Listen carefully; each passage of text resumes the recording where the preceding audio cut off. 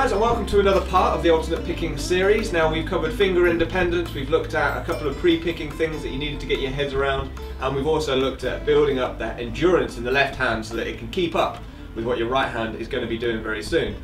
This is the final left hand development area that before we move on to the right hand picking mechanics. This is the final part of module 2, which is all to do with left hand and pre-picking things that you need to get sorted before we start working on the right hand.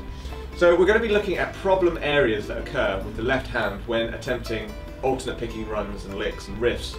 There's a couple of things that are generally things that crop up when you start working on the right hand, but it's better to get them out of the way now, or at least be able to identify when they're going on, so that you can deal with them a little bit better when you're working on the riffs coming up in the next few parts. So we'll start off with looking at what I'm talking about, which is crossing strings with a hammer on.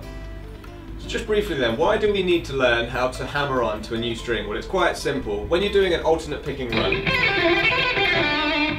and you want to be able to move across strings like this run did,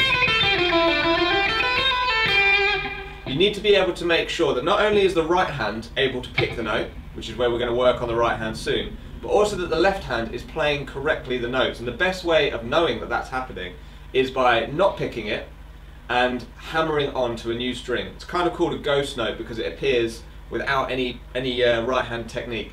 Now we're going to work on a couple of exercises that are going to develop this left hand idea. We're going to look at how the left hand can hammer on to a new string. Okay, so the first exercise they're going to be looking at the left hand crossing strings with a hammer on is it's a 3-note per string pattern. So when you're practicing this to a metronome, you're going to have three notes per click. And it goes like this. You're starting on the 5th fret, and we're going to be using an A natural minor scale, and it's only going to be crossing across one string for now. And this is what it sounds like. Now notice that the right hand only picks once. The hard part here is that the left hand is going to need to hammer onto this new string, the B string, at the 8th fret without picking. That's the most important thing. So you're going to need to hammer on with enough strength to create the note at the same volume as all the others, and to also make sure that you're fretting just behind the fret. You want to make sure that that's there because then you get the sustain of the note. What you want to be able to do is to loop it around.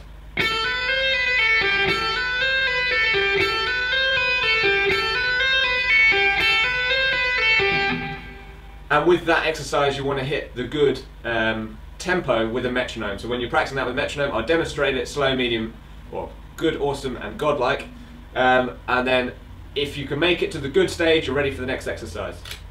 Okay, exercise 2 to work on this cross string mechanic here is quite a simple one, still 3-note per string, but we're going to be hammering on and pulling off a little bit more, and it sounds like this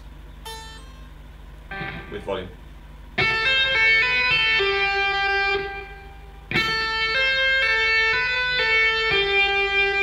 Again, important that you're fretting just behind the frets. You hammer down with enough force to give a nice clean sustain. And then obviously you loop it round with a metronome.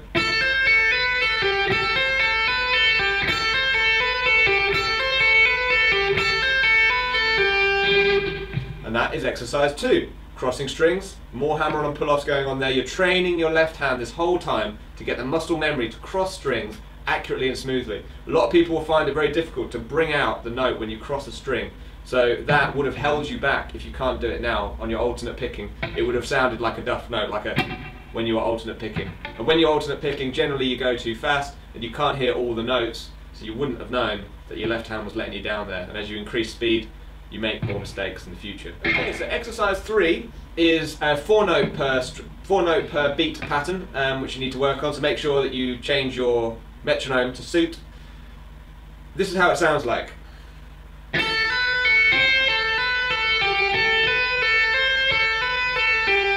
Now all you're doing is you're hammering on and pulling off on the 7th and the 5th, the 8th and the 5th, then back again on the 7th and 5th, and then this cross string hammer on from nowhere on the 8th fret where it's always been. You make it a little loop.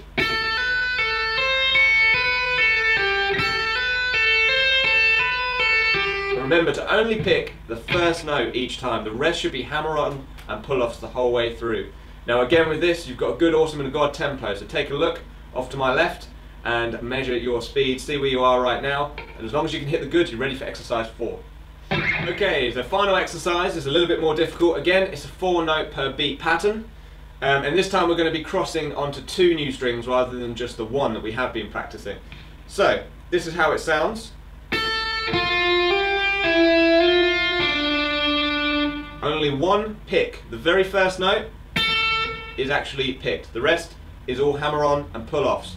Now you hammer onto a new string on the B string after that first note to the 6th fret. Then you hammer onto the 8th, pull off to the 5, hammer back onto the 6th, and then another hammer on onto a new string onto the 7th fret there. So what you have,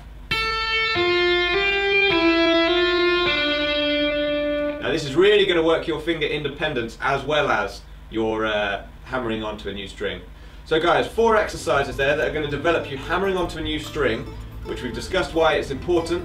So now it's down to you to put in a bit of practice time. Measure your goals, get to the good level before moving on to the next part. If you really want to excel, then you've got 2 levels above that you can strive for. If you can hit all of them, then you are definitely ready for the next part. We've got one more problem that we're going to look at in the next part. That is what I call the left hand roll. A lot of licks and riffs have a problem with the left hand that we're going to talk about in the next part, and it's really important that we deal with the left hand issue now before we bring in the right hand alternate picking mechanics. So your final part of the left hand development is in the next part, and then we'll be moving on.